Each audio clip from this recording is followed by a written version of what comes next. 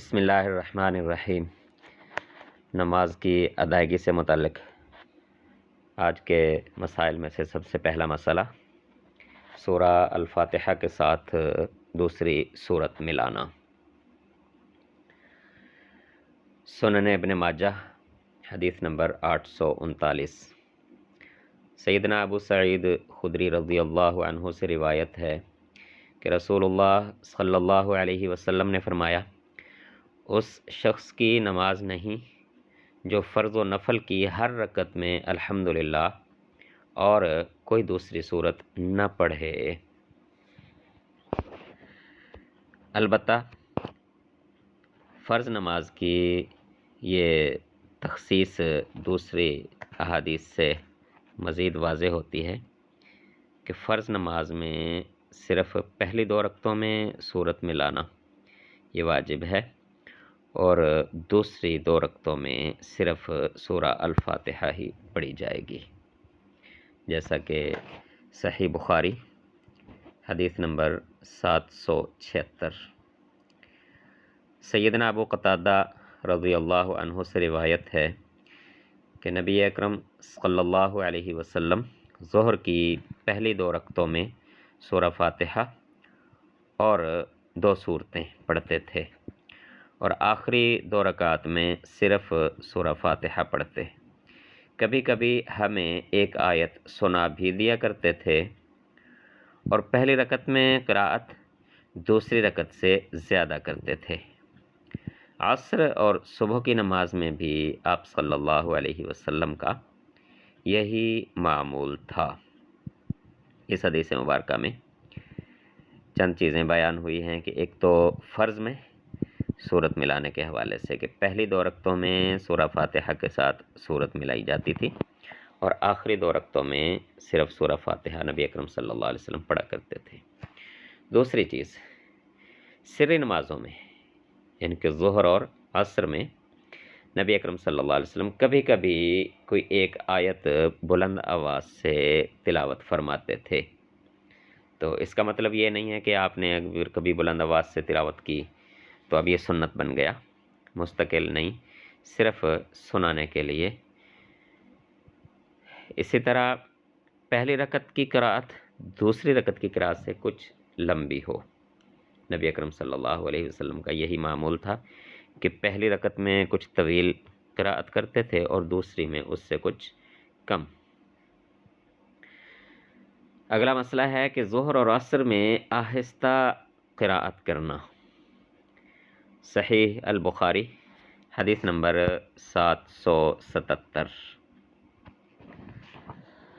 ابو معمر عبداللہ بن مخبرہ سے روایت ہے کہ ہم نے خباب بن ارت رضی اللہ عنہ سے پوچھا کہ کیا رسول اللہ صلی اللہ علیہ وسلم ظہر اور عصر میں قرآن مجید پڑھتے تھے؟ انہوں نے جواب دیا کہ ہاں۔ ہم نے پوچھا کہ آپ کو کس طرح معلوم ہوتا تھا؟ تو حضرت سیدنا خباب بن ارت رضی اللہ عنہ نے جواب دیا کہ نبی اکرم صلی اللہ علیہ وسلم کی ریش مبارک کے ہلنے سے، یعنی کہ آپ کی قراءت کا پتہ اس طرح چلتا تھا کہ آپ کی داڑھی مبارک کے ہلنے سے معلوم ہوتا تھا کہ آپ قرآن مجید پڑھ رہے ہیں۔ اگلا مسئلہ، قراءت میں 2 سکتے یعنی کچھ وقت کے لیے خاموشی اختیار کرنا۔ سورہ الفاتحہ پڑھنے کے بعد آمین اور دوسری صورت ملانے سے پہلے کچھ دیر خاموش رہنا۔ اسی طرح قراءت مکمل کر کے رکوع جانے سے پہلے کچھ دیر خاموش رہنا۔ سنن ابن ماجہ حدیث نمبر 844۔ سیدنا سمرہ بن جندب رضی اللہ عنہ سے روایت ہے کہ میں نے رسول اللہ صلی اللہ علیہ وسلم سے 2 سکتے یاد رکھے ہیں۔ عمران بن حسین رضی اللہ عنہ نے اس کا انکار کیا، یعنی کہ حضرت سیدنا سمرہ بن جندب رضی اللہ تعالی عنہ نے فرمایا کہ میں نے نبی اکرم صلی اللہ علیہ وسلم سے قراءت کے دوران 2 سکتے یاد رکھے ہیں کہ آپ 2 مقامات پر خاموشی اختیار کرتے تھے۔ دوسرے صحابی سیدنا عمران بن حسین رضی اللہ عنہ ان کو یاد نہیں تھا یا ان کے علم میں نہیں تھی یہ بات، تو انہوں نے اس بات کا انکار کیا۔ تو پھر اس وقت وہاں پر جو ان کے شاگرد موجود تھے، انہوں نے مدینہ میں سیدنا ابی بن کعب رضی اللہ عنہ وہ موجود تھے، ان کو خط لکھا، یہی بات انہوں نے لکھی۔ تو سیدنا ابی بن کعب رضی اللہ عنہ نے جواب میں لکھا کہ سمرہ بن جندب رضی اللہ تعالی عنہ نے ٹھیک یاد رکھا ہے کہ نبی اکرم صلی اللہ علیہ وسلم 2 سکتے کیا کرتے تھے۔ تو اس حدیث کے راویوں میں سے سعید رحمۃ اللہ علیہ انہوں نے بیان کیا کہ ہم نے قتادہ سے پوچھا کہ وہ 2 سکتے کون کون سے ہیں۔ انہوں نے کہا کہ ایک تو وہ جب آپ صلی اللہ علیہ وسلم نماز شروع کرتے، اور دوسرا جب قراءت سے فارغ ہوتے۔ پھر بعد میں یاد آنے پر قتادہ نے کہا کہ دوسرا سکتہ اس وقت ہوتا جب غیر المغضوب علیہم ولا الضالین کہہ لیتے تھے۔ تو یعنی کہ پہلا سکتہ جو ثنا پڑھی جاتی ہے وہ تو موجود ہی ہے، تو اس کے بعد 2 سکتے مزید کہ جب غیر المغضوب علیہم ولا الضالین کہہ لیتے تو اس وقت کچھ دیر کے لیے سانس لے کر پھر اگلی صورت شروع کرتے۔ تو اسی طرح جب قراءت مکمل ہو جاتی تو پھر کچھ دیر خاموشی اختیار کر کے سانس کو برابر کر کے پھر رکوع کے لیے تکبیر کہنا۔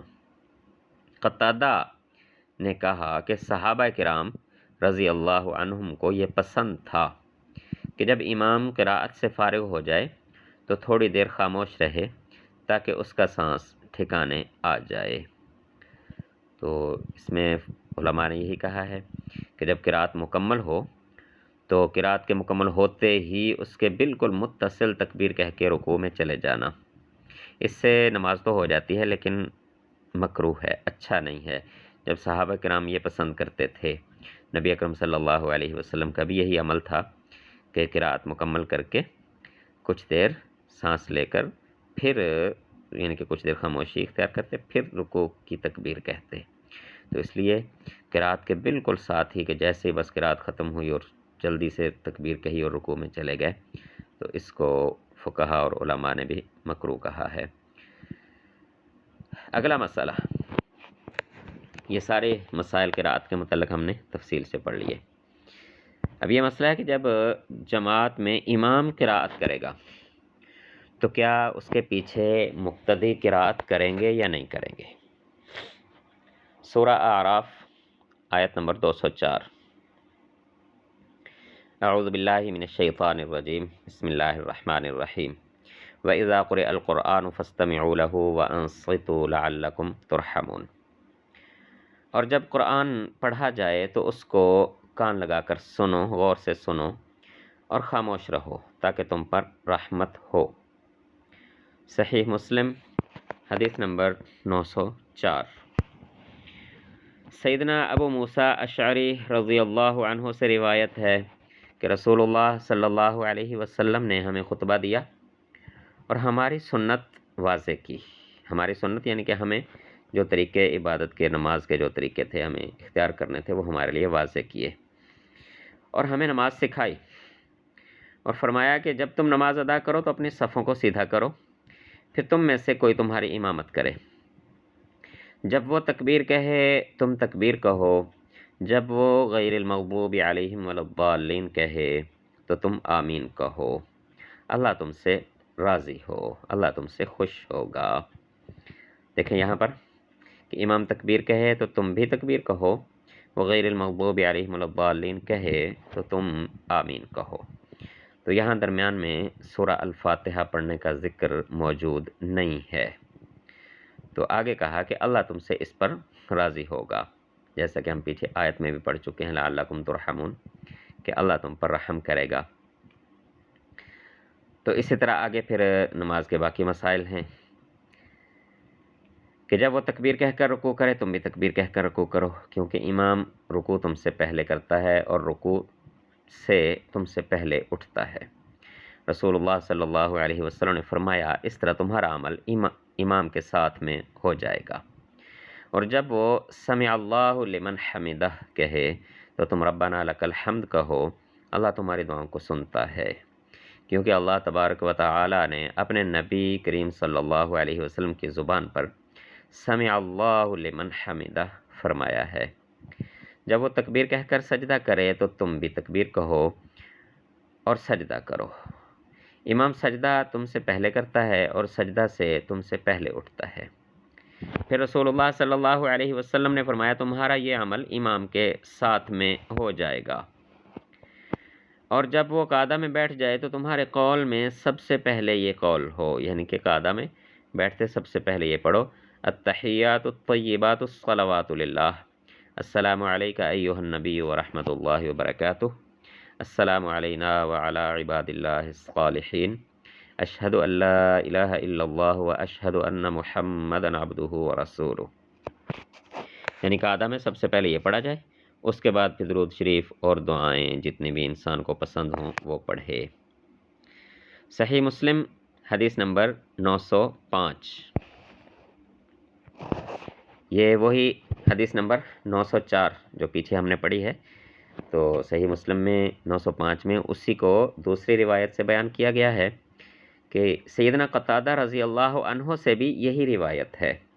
پچھلی حدیث ہم نے پڑھی سیدنا ابو موسیٰ اشعری رضی اللہ تعالی عنہ کی روایت تھی، اور یہی حدیث مبارکہ سیدنا قتادہ ان سے بھی یہی روایت ہے، اور اس میں یہ الفاظ زیادہ ہیں کہ جب امام قرأت کرے تو تم خاموش رہو، یعنی جب امام تکبیر کہے تم تکبیر کہو، جب امام قرأت کرے تو تم خاموش رہو، جب امام ولا الضالین کہے تو تم آمین کہو۔